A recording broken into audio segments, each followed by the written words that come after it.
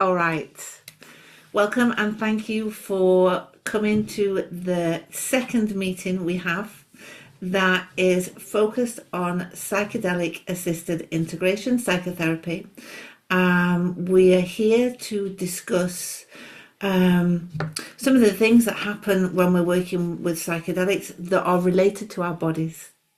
And in that, we are considering the way that this process can affect our physical experience in the moment, the somatic experience, and also can sometimes give rise to cathartic expressions. So this is really interesting for me because over the years I've worked with a variety of different methods that can bring people into much more of a unified experience of self. And in the unified experience of self, one of the dimensions that we work with is the body. Now, it's interesting because I've recently been on a retreat with one of my colleagues, and she works more primarily with the indigenous cultures. And we were discussing how actually in the countries of South America, where certainly the ayahuasca medicine originates, people tend to go to the medicine people with physical ailments. And they go there when the traditional medicine of the country can't help them. So, for example, when I was in Colombia last year, there was a lady in one of the places I visited who had cancer, and she'd gone there to the traditional people to see if they could help her cure a physiological condition. Now, in the West, we tend to approach psychedelics more from the perspective of our minds. It's less about physical healing in many cases and more about what we're going through mentally. And I'm saying this because the mental process we go on is connected to the physical process. And the mental process that we go on can give rise to somatic experiences. And we can experience big releases from our bodies, or we can follow some of the signs that our bodies are telling us, and we can get underneath to aspects of our consciousness that are below our thinking minds in a way. And through this process, we can clear some of the, let's say, baggage that we've carried through our lifetime. And on the other hand, if we get into a habit of processing like this, from my perspective and experience, we can, in a way, lean into this way of processing and sometimes miss something else that's arising. And I wanted to speak to you about this because it came up on the last discussion meeting, and I think it's something very, very interesting to explore, because for me the question starts to arise around whether we are processing through our bodies as somatic experience, or whether it's also a mental expression that is finding a way to be expressed through the body. And I'd really like to talk to you about that. As you know, when I begin one of the integration sessions, I tend to work a little bit with cards. And similarly to last time, I picked one for this session. And the card is called Answering the Call. And the meaning is, you've been called. If you've been waiting for your life to shift, the waiting is over. Your true and authentic life is happening. If you've been hoping for a sign, then this is it. Right now, your spirit guides, ancestors, and loved ones who have passed are sending you messages of love and healing. You've been called, and a gateway is opening for communication from these realms. In the days ahead, you're invited to pay attention to your environment, notice what's around you, and see if you can sense into the communication that's happening here for you. In some of the indigenous tribes, people look to the clouds, the winds, the movement of animals to discern the secret messages from creation itself. In those traditions, life is ruled by signs. Right now, life is speaking to you and telling you that this is your time. The waiting is over. Sometimes we spend so much time waiting for life to happen that we miss the joy in the moment. Cherishing the here and now, no matter what concerns you might have, in the deepest sense, helps you to know that you are ready and walk forwards. Believe, follow the signs, and miracles will abound. Your time is now. And then the invitation from the card is to look from the signs. They're all around you. The feather that alights at your feet, the penny that mysteriously appears, the rainbow splashing across the sky may be a sign that Spirit is trying to get your attention. Watch your dreams. Messengers are often conveyed in the nocturnal hours. So, the time is now, and we're here to talk about the body, the somatic process, and cathartic expressions. And I want to know if any of you have something that you want to share.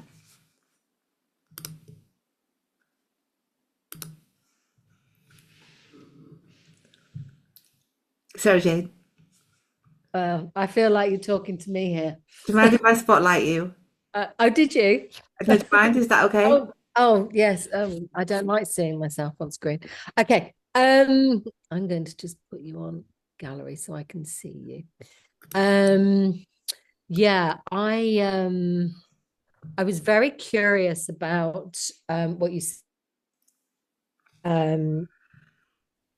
whether processing through the body, as I understood what you were saying, and I'm just gonna sort of like add a little bit of it, was almost I took it as you're missing something else. That's how I took that, because I'm very physical. Mm-hmm.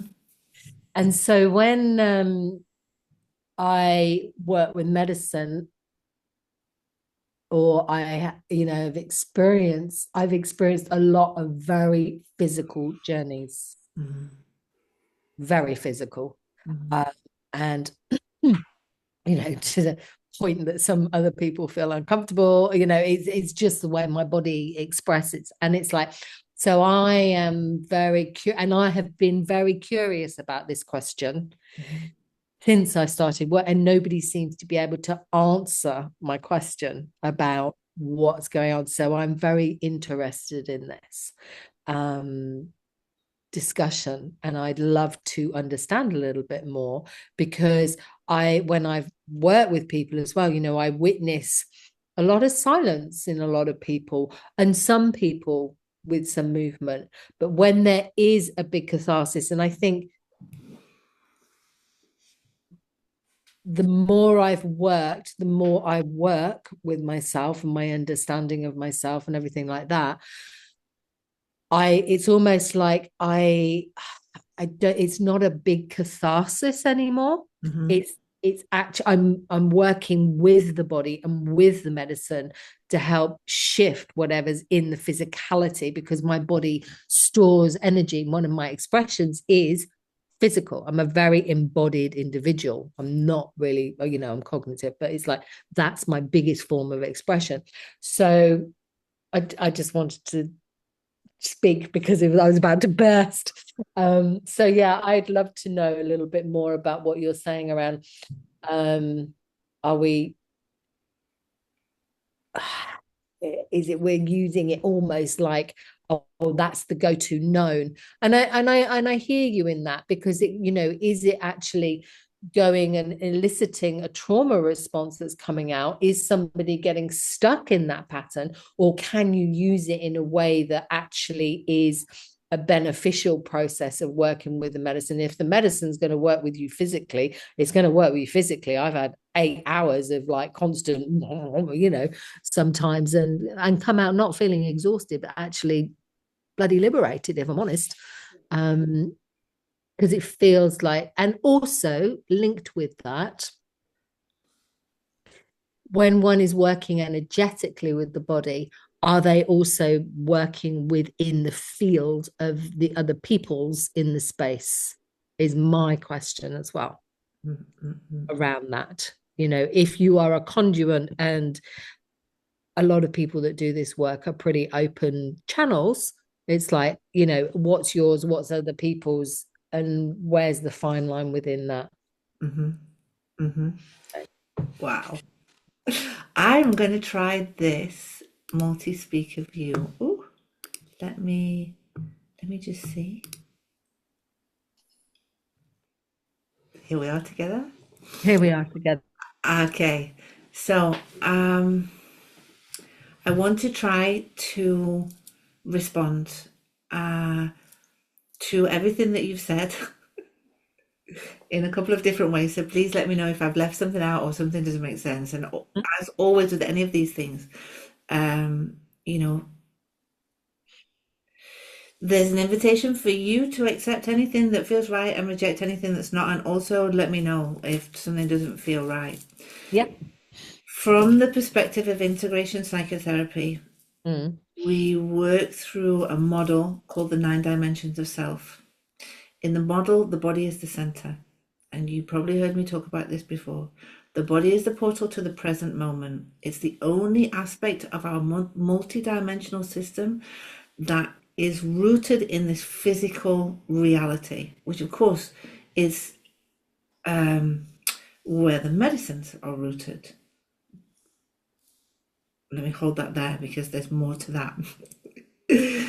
So the body is the center and the portal into the now. The environment, the conscious mind, the subconscious mind, the unconscious, the energy body, there is an innate wisdom that is part of everybody. There is an aspect that is beyond time and space, and then there is the unified field of each person. So we work through that frame.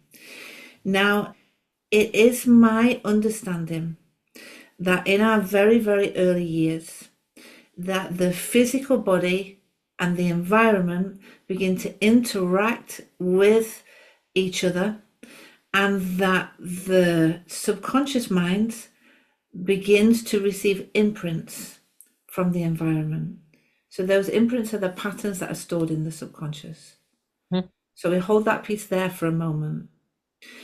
So in each individual, there are different imprints. And it might be that the environment of one individual did not give room for physical expression, for sound. It might be that this environment didn't have space for the young system that grew in it. And all that information gets stored within the patterns of the subconscious. And the patterns of the subconscious are also storing the way that the environment moves around it, which includes some of the physical postures and gaits of the humans that are moving around in that environment. All of this information is there within the system. Now, if the system has received many of these imprints, then of course there's a lot to move out. If the medicines are working with that system to help them to come into a unified field that belongs to the self, that belongs to that one individual consciousness. So therefore the consciousness can go through a variety of different somatic expressions and cathartic releases to remove some of the influences from the environment, which of course contain information from the family, from the ancestry, from society, and from the culture, from the time that we live in. So it can be endless. going back into the way that the body works. So the earliest, the information, the earliest information system and the most simple information system, yet gives rise to many complex processes, is the nervous system.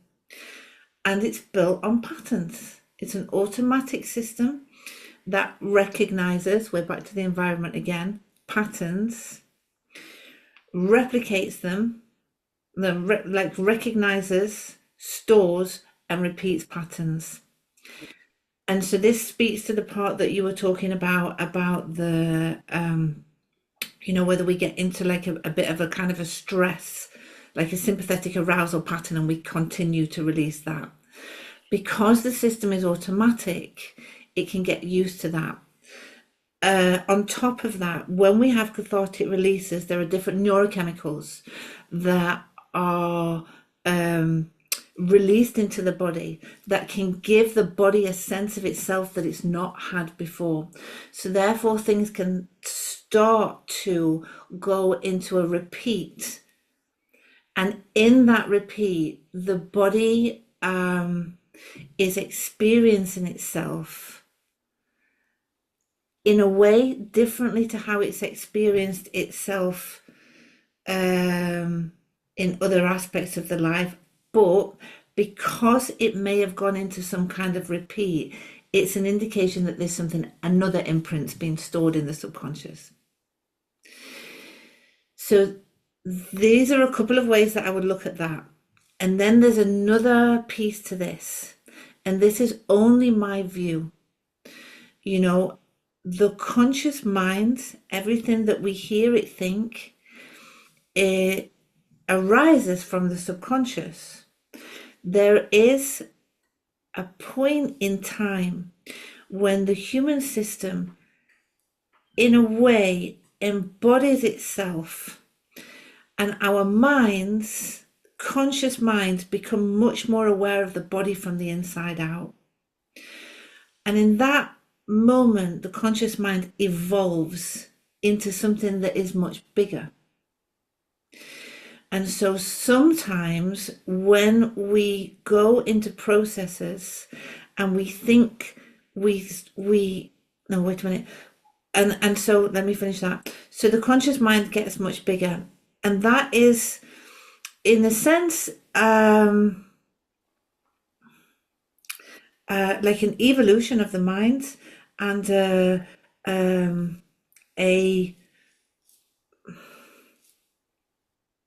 an action whereby the mind and the body become linked in a way they haven't been linked before.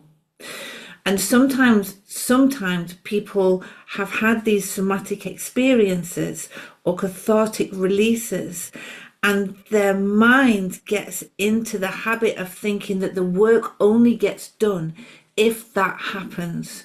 So the mind will then find a way to make it happen through the body. Okay.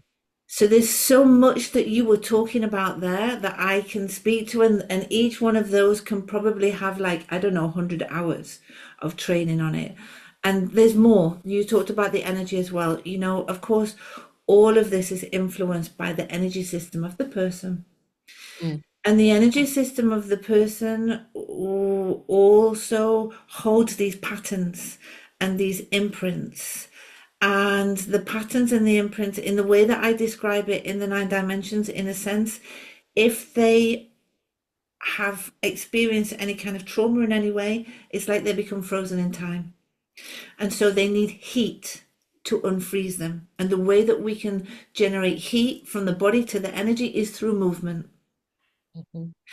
And when that happens, in a sense, the energy field of the system that has been frozen comes back to the person. So the person enters more into a unified sense of self. So there's that piece. And then there's the piece of the energy field of the group, whereby there are sometimes some members of the group who have the information installed, shall we say, that helps them to move energy through their body and through the physical body, through the energetic body rather, and also connect to the spiritual bodies. And there may be other people in the group that don't have that information, or haven't been able to access their body. And that can sometimes result in the person who processing for other people in the group. And that's the challenge, because whilst the person is processing for the people in the group, A, they don't learn how to do it, and B, that person has to become a conduit, and C, it may not quite get caught by the facilitator. So the person ends up doing something similar to what they've probably done all of their life, which is to process other people's shit. Yeah. First time I ever sat with ayahuasca in the States, I ended up being in the middle of this circle of about 50 people, maybe. And they literally, I remember it was like, anybody that's got anything to release, now's your time. Oh, yeah, yeah. And I was a conduit for exactly that.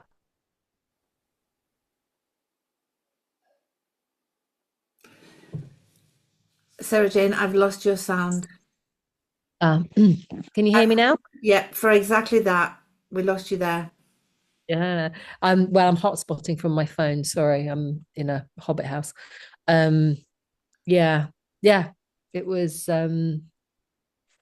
yeah. So I know what it's like, and it's really uncomfortable.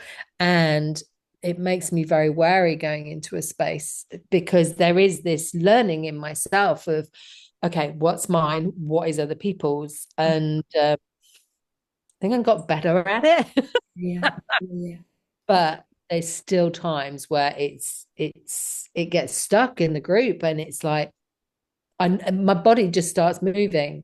yeah, yeah, And yeah. I mean, so if you have that, how do you stop that when you're with medicine and you're like, it's just like, it's gonna happen? That piece, I just want to hold there for a second, because Okay. ultimately the medicines are experts at showing us some of the things that we can't see, which goes back to the imprints in the subconscious, or the patterns in the subconscious. So it might be that, you know, at some point in your life, the emotional material in your environment didn't have anywhere to go. It wasn't being expressed, it was overexpressed, it was underexpressed, but the field is thick with it. Yeah. And in this young, very open, vulnerable state where you're much more connected, most likely to the cosmos, it comes through you. So it's a learned habit for you to do that, because ultimately it keeps you safe, Mm. you know. And so the medicines then can show you in a way that nothing else can, that this is happening, and help you to make the decision that you will process only your own stuff. And in that process, they may put you in contact with some very extreme circumstances. Because sometimes, it needs to be so loud for us to be able to hear it, because the things in the subconscious, we can't touch it with our thoughts. We can't really touch it with our thinking mind. And when we go down into that place through some kind of altered state of consciousness, it can be very confronting, because sometimes it feels like nothing exists outside of that moment, and everything's futile anyway, and nothing, because there's thoughts can't grasp it. But actually, what happens over the process is the conscious mind becomes more aware of the subconscious mind, and the subconscious mind becomes more aware of itself, which Mm. means we have got more say over the way that we're arranging our lives from the depths of our minds.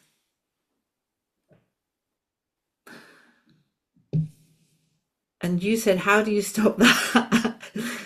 I think it begins, first of all, with the decision. Okay, no, I'm going to get up and leave and to go to the bathroom right now. I'm going to sit with the facilitator. I'm going to remove myself from this situation. Actually, I am going to turn around and face the wall and give my back to this group. They're all decisions that you can make to say, Mm. actually, no, no more. Finished. Thank you. You know, because on one hand, I do understand that it's also a way of working. Mm. You know, it's a way of working if you're in a certain set of circumstances where, you know, your body can be at the service of the field. But Yeah, it doesn't it need to be in has service to field. be consensual, Mm. because the reality, the likelihood, you know, it's likely that the reality is that this is your system has learned how to do this at a time where it was not consensual. It was just a field that was thick with stuff that didn't belong to you. And so if this is going to happen, there has to be agreements Mm. for it to change. Okay, I know my body can do this, but you know, we have to say yes between us. And in that instance, it's likely I'm going to let you know what's moving, because you can obviously not feel this. And this is not mine, it's yours.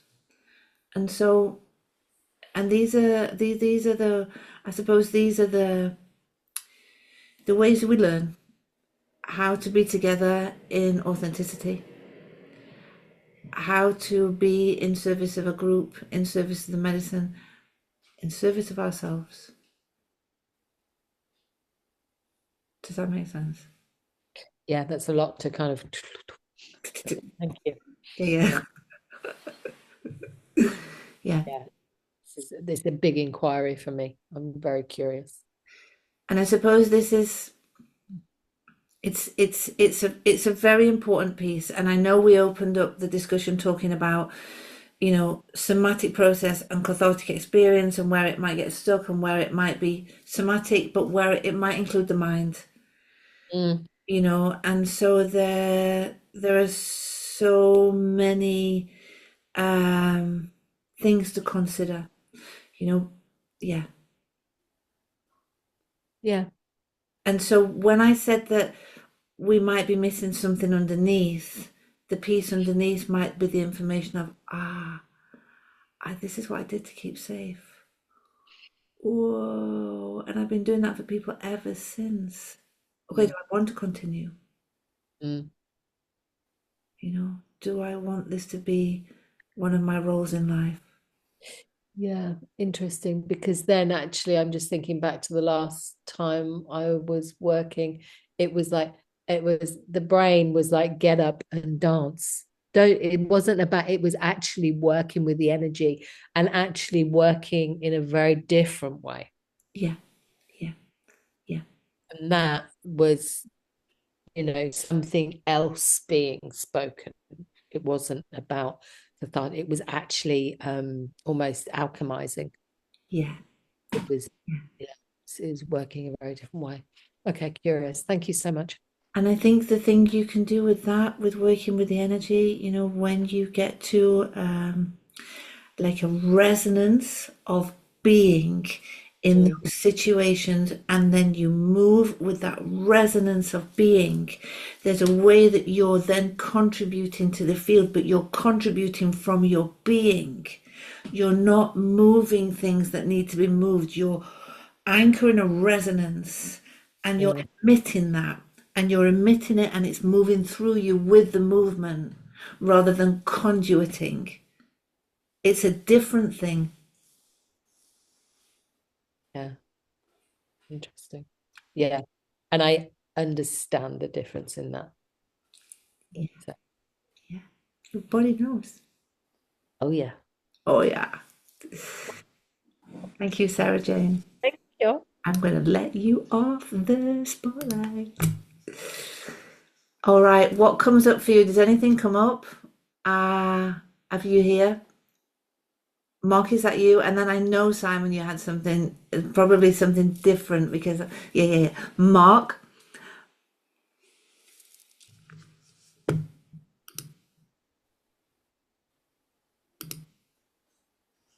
there we go.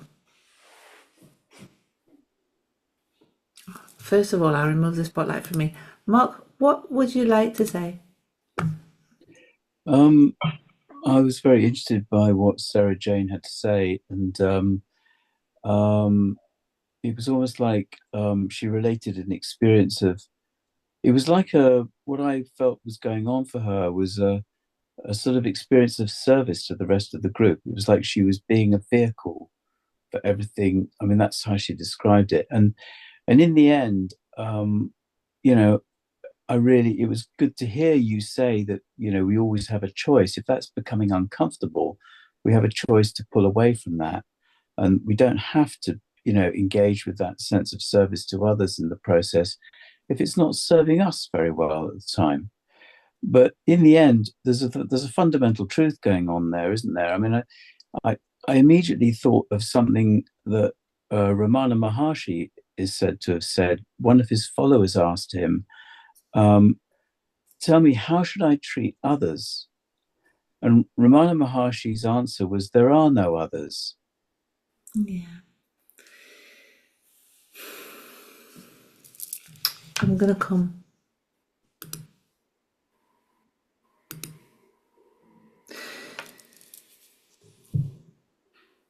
So, from a deepest spiritual truth, yes, there are no others. And also, in an energetic truth, there are no others. And yet, in this physical dimension, with our physical individual lives, personalities, names, the intention of each of our souls to learn through this physical reality, there is a self. And before the self can realize itself as a unified field, it must build itself completely. Otherwise, it's a loss. And so, yes, there are no others. And in the field, there are no others.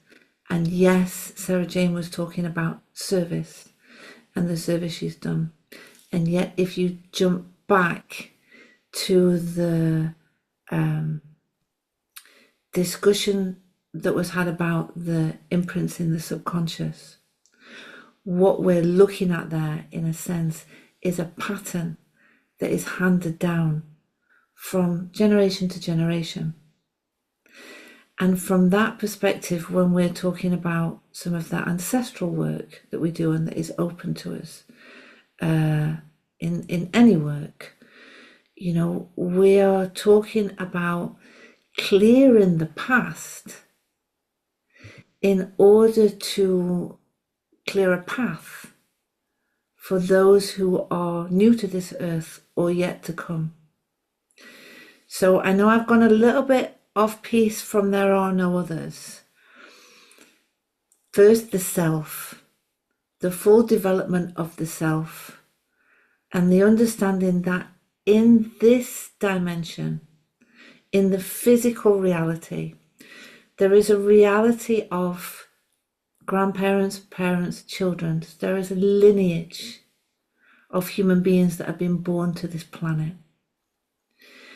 And this kind of work and the discussion I had with Sarah Jane was really about understanding what might be innate for the system, but also what may have been done as a non-consensual service in a family energy field. And it's really important for us to make some of these distinctions. If we are to fully realize the self, and once we fully realize the self, even the idea of a name is ludicrous because there is no other.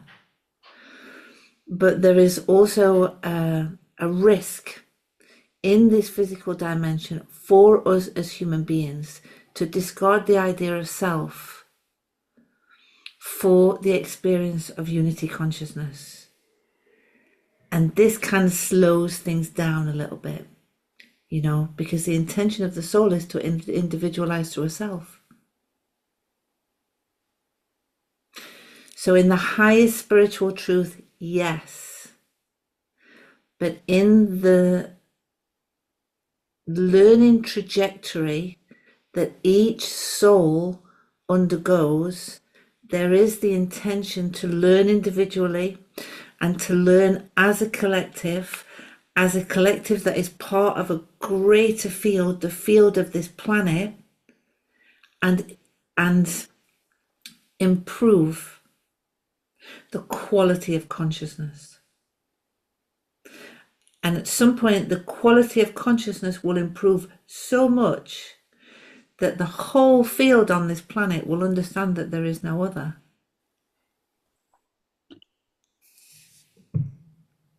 Is that what the journey to realizing the self is? This is it this? What was the phrase you used around about consciousness? The you said you used a term around what's going on with your consciousness, which you equated with realizing the self. What was the term you used? I can't remember. You just said it. Is it improve the quality of consciousness on the improve the quality of consciousness. So, but isn't consciousness just pristine? I mean, we come in, well, I don't know what we come in with, but it's obvious to me that having had two daughters, watching them grow up, they come in with stuff that they need to process. Right. So it's not a clean slate when we arrive. Yes, we're talking about the same thing. We're talking about the information and the imprints that are in the family system. So this process.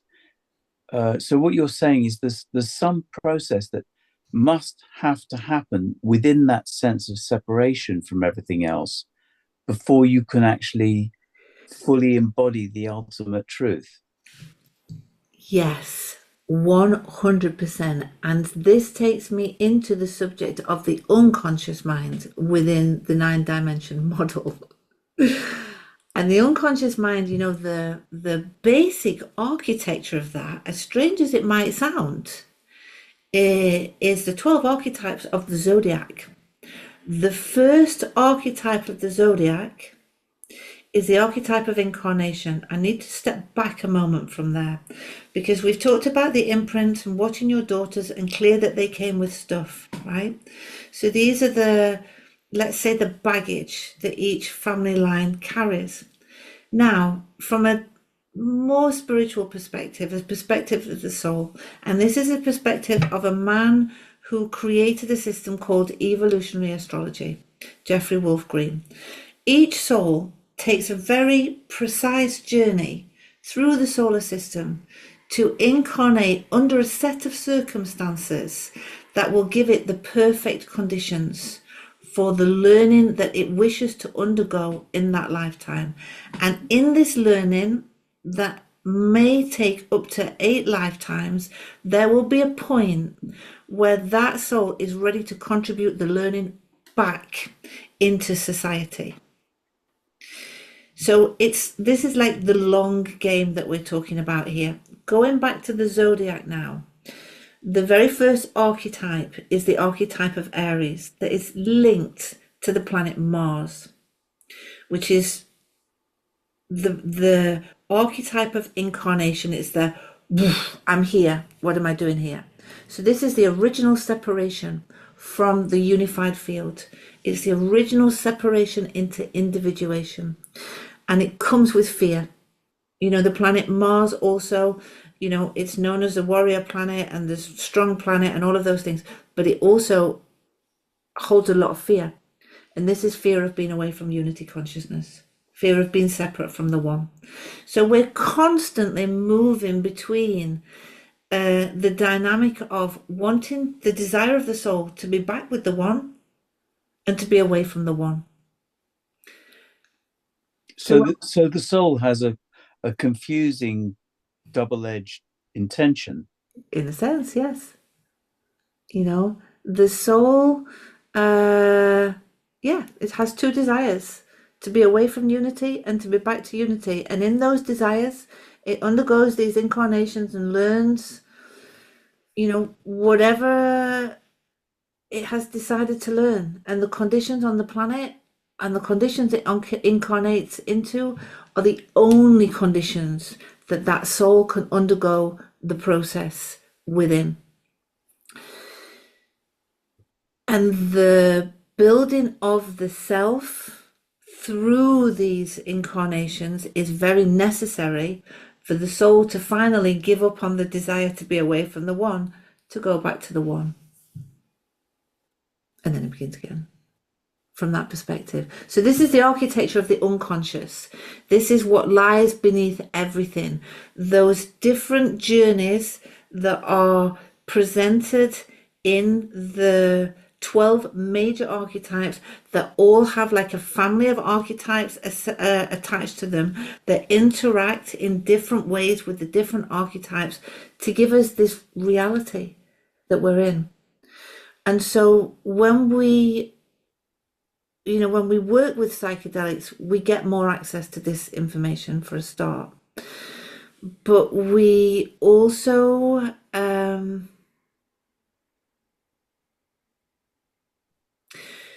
we also are able to relate to life differently, and the planet and the system that we're in. This is another piece that I wanted to say. From the perspective of Jeffrey Wolf Green, the archetypal forces that build the framework of the human experience at the moment are also evolving. This goes back to the evolution of consciousness. They're also evolving. So as each one of us builds the self, each one of us recognizes the imprints that are in the subconscious, each one of us makes the decision to say, actually, not this time. You do you and I'll do me. Each one of us gets to contribute the learning back to the collective. The whole system itself starts to move. First we move through the system, then the system then the system moves, right? Bye, Mark. I know Mark had to leave at 8. So I'm going to remove his spotlight. That was like a woof into the unconscious. This is obviously a 9-dimensional meeting. Simon, it's you. I'm going to put you on spotlight. I'm going to take me off. Okay. There you go. Oh, you lost Diane as well. Yeah, we seem to have lost Diane as well. Yeah, I kind of. Oh, no, I've gone. Oh yeah, can you hear me and see me? Yeah. Yeah. So I feel like I've also had to have a very somatic process, and for me, it's felt like the only way into my emotions so far. Mm-hmm. And I realized that with quite a few of the earlier journeys I did, I was been working with this group who do work very somatic, they do a lot of body work in the sessions. So there's almost like an expectation there's going to be a lot of somatic stuff. But also I didn't know that when I first went along. And for the first 2 hours it was an MDMA session, nothing happened. I was just lying there. And I wasn't even getting off on the music or anything. And then it wasn't until the facilitator put some pressure on the kind of the muscles at the top of my legs, and I just erupted into rage, and it was a proper catharsis. Yeah. And it felt like I contacted emotion I'd never been able to contact before. It felt very right and appropriate, like this was stuff that needed to be contacted.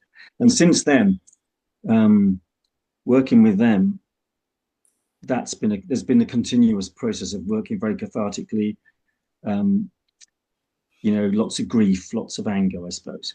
Yeah. And then the last ayahuasca session, when I was not able to be in my body, because I was just had this fear and vigilant, hypervigilance, and it was just terror. And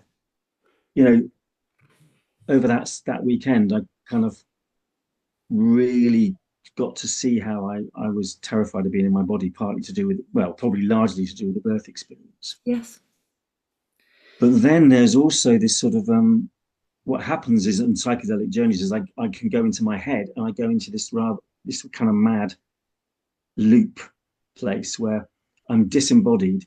There's a kind of no way out because I'm stuck in this sort of weird mental space. So coming into my body and finding my emotions is the way through that. Mm-hmm.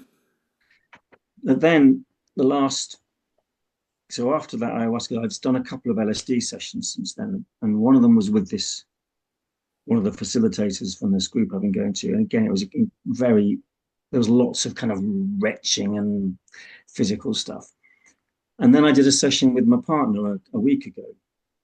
And I didn't think I thought maybe that kind of more physical and body stuff is kind of getting a bit associated with working with this person, which kind of fits with what you were saying about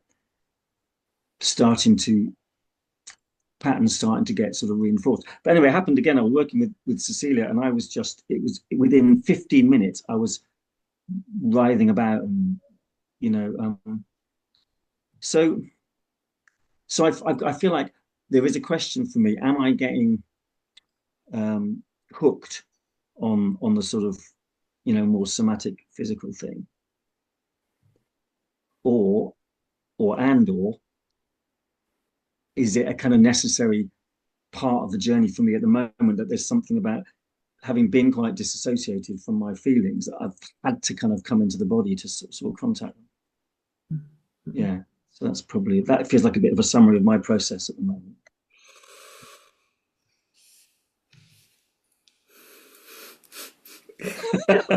Number one, with the extreme body work, I said the word extreme. I don't know whether you said that. My apologies. No, I didn't say that. But it can feel like that. But I mean, I know we've spoken about it before. It can feel like that, but it has felt also incredibly useful. So, but it can feel like, yes, absolutely. Sometimes when we're so dissociated, so frozen, it can be useful to work like that. And I know the people that work with fascia will talk about how emotional or mental patterns, how they are stored within that tissue. I know there are other people that say that they're stored within the cells of the body. Ultimately, when they are stored in the fascial material and the tissue gets fibrous and it thickens, it means fluid's not moving. So then there's a question of whether it's stored in the water, and then if you go and research water, you can find that water has a memory. So, there's quite a lot of ways to look at the wisdom sometimes of working with the body in that way. Especially if the person has been so numbed from their own experience, from their own bodies, no matter why or how.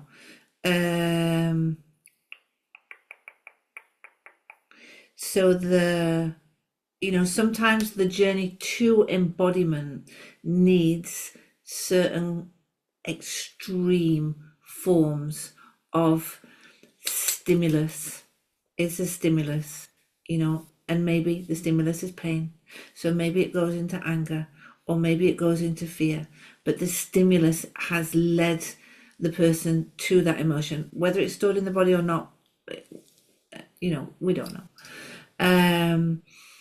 But I remember the other process that you just talked about, which was about you not getting into your body. But you'll remember, the key that you used to get into that process and into the birthing experience was very, very subtle.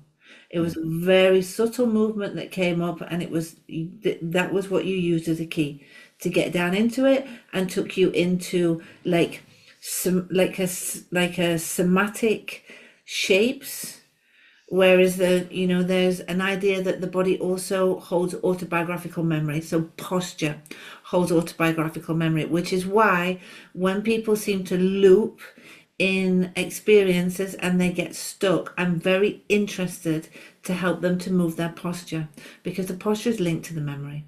And also sometimes when it's not that extreme and I'm just like standing back and just letting the process play out until it completes, as soon as they move their body, something inside of me has a deep breath and I go, okay, they're through. Right. So there is that. And the thing that I just explained with the body and the posture and the autobiographical memory, sometimes things will glitch in our processing. A process hasn't been able to complete. So it can lead sometimes to a compulsive thought pattern or a compulsive behavioral pattern or a compulsive physical pattern. And all that can play out in the ceremony. It can all be seen. And if you can just see it through to the end, then something completes and it doesn't affect you in the same way as it has done before. Going back to the key that you used, it was something that took you into a variety of different physical shapes, if I remember, poses, and that took you to it. But there was also, it was a small movement, it was an image, it was then a sense, and then it was the shape and the realization. So there were all of those different steps that you pulled together to get to where you got to, which was the realization of the birth experience, right? So this, also speaks to the benefit of being able to pull some of these things together that have been fragmented by the psyche. And as they're fragmented by the psyche, you can't access them because they're in different places in the system. But through the somatic process, you can pull them back together and you can complete the process and things change. Now, going back to the experience that you said, of course, it's a different medicine. It's a different kind of medicine, and it might be taking you to a different place because these places have got many facets. And so you might pull one part together and integrate that, and you move on to the next stage of the process, but then you're looking through a different window and you pull another part together and go through a different process. And one of the things that I will share without saying anything about how your process was is that for many years I've taught people to teach mind and body practices such as yoga. And they've always had some kind of therapeutic or process-driven aspect to them. And I've realized over the years that actually when we go to a mind and body practice, we often go because something's falling apart in our lives or we need something. And we grasp hold of a set of practices that bring us into a way of being that feels more tolerable. And then we catch that, it becomes a pattern in our nervous system, and we do it and we repeat the same till we get to this place that feels more tolerable. But the place that feels more tolerable is not necessarily a place of the now. It's a place of more tolerable. So sometimes when I ask people to go into a pose they know well, I ask them to try and find a way into it that they've never found before and try to experience themselves in that way so that they potentially can step out of the automatic processing that the nervous system is built to create and find a way into that posture differently. And that can have a variety of different effects that lead them to experience themselves in a way that is more connected to the now. I hope that makes sense. Yeah. So it's not a right or wrong thing. It's a okay, where am I here? Where am I? Where am I? Where am I? Where am I? Over and over and over again. Am I in a repeat? Do I need to, is this what needs to happen in my system for me to get out of this very small place here and access something deeper? And one of the last things that I want to leave you with is sometimes when I work with psilocybin, like I'm there and I'm in my mind and I'm like looking at, because my mind is very densely populated, as you can probably tell. And I go, oh my God, let me have a rest. Come on, let's go down, please. And I roll my mind down into my body and I go, thank God for that. So there may be a way that you formulate that helps you to think about rolling your mind down in your body. You're not trying to escape your mind. Yeah. Trying to close it down. This is your creative tool, but what you're trying to do is introduce your mind to a bigger space that it can exist in, which is your body. Yeah. I mean, I feel like remember last time I did psilocybin, I felt like she said to me, I'm going to teach you. I'm here to teach you. Yeah. And what I'm here to teach, the first lesson is get into your body. Yeah. So I do feel like that there is a kind of a really important process. But I think it's almost like just the questions that are arising about, am I getting into a groove here which might get a bit stuck? So I feel like there's a sort of, I'm on like a cusp of, okay, there's something about, I still need to learn how to get into my body and my emotions. And I don't want to just, but I don't, I'm a bit wary of like, is it this amount of catharsis necessary all the time? And I guess I'll just have to, it needs some kind of association. My association with psychedelics has become quite like that. So, I'm just kind of interested to see what happens next. And perhaps with ayahuasca or mushrooms, it might be a bit different. I don't know. I want to speak to that. I forgot to put us both on the spotlight, so sorry for just appearing at the side of you out of the blue there. The thing is, you're asking the question. Yeah. Which means you're already learning. Mm. And no matter what's happening in the process, the question is here. Mm. And so you're teaching yourself from the inside, from the process, with the medicines, and you're teaching yourself from the question.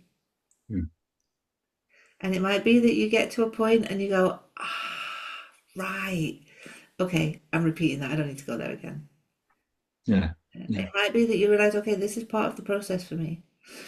Sometimes I sit with this medicine and I've been learning from this medicine for a long, long time, the ayahuasca medicine. It might show me something. And it's usually about editing in the deeper aspects of my mind. And then I get it afterwards. Like I've gone back, she showed me again, like it's here. And I go, yeah, we've been there already. Can we move past this, please? and then all of a sudden I go, oh man, I get it. And I go, I am sorry, I'm such a slow learner. Please, can you take me there again? Next time I'll be ready for it. And I can't tell you how many times that happens. And anytime I share that with my friend, she says, yeah, you say that every time. I'm sorry, I'm such a slow learner. Because they can't teach us in the language of our conscious mind. They can teach us with metaphor, they can teach us with feeling, sometimes they can teach us through words, but they have to grasp onto what's in our minds to teach us anything. It's the only thing they can use. They scaffold on it to share the things with us. And in a sense as well, the medicines will always give us an invitation. It's here. Do you want to go? It's here. Do you want to go? And sometimes, no, this needs to stop right now. You're going to have to stay until you complete it. But it's usually an invitation, like a gentle dropping of something, and you can go back to it later. Yeah. And I mean, at the end of that last journey, I did feel like I got to a place which I needed to get to, and something's coming out of it. I feel another piece is sort of feels more solid or more aware or more shifted. So it's not like I was just kind of faffing around and running about. You know what I mean? It wasn't like nothing happened. Yeah. You're learning. Yeah, and there's less fear. There's less fear. There's less madness, which is quite good. There's the peace. There's the peace. And what that says, in a sense, is you're getting to understand the design of your system. You're getting to understand the language that moves between you and each one of the medicines that you work with.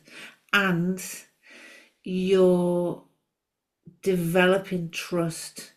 And the trust you have in yourself and the trust you have in the process is increasing. Yeah. Which is also, and you'll know this, is also a very important developmental process that if it doesn't happen very, very, very early on when we're infants, can affect our whole lives. But the beauty of working with these medicines, or the beauty of the work in general actually, is that we, there's always an opportunity to complete that task. Mm, mm, Once you've got trust from that perspective, from that model that I'm talking about, there is hope. yeah. No, exactly that. But yeah. I'm going to bring Sarah Jane into our screen because there's the three of us left, and I think it's time to close. Yeah. I want to thank you for the wisdom that you bring. I want to thank you for the years of service that you have given to the development of consciousness, your consciousness, and the consciousness of our human field. I want to recognize your courage for going into territories that are largely uncharted within our culture, and for reforging a connection to this planet through the medicines, through the work you do. I'm really grateful.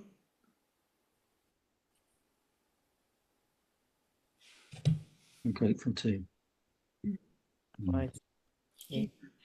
And to Mark too, but I think he's gone. He told me I had another meeting at 8. So I will close the meeting here. I hope to see you in a month. Let's have another one. I think the discussion point, I don't know whether it's clear yet, but we'll have another discussion point that hopefully will be interesting for you. Great. When do you do the date for the next one? I'm just thinking, go on, say again. Let me stop the recording.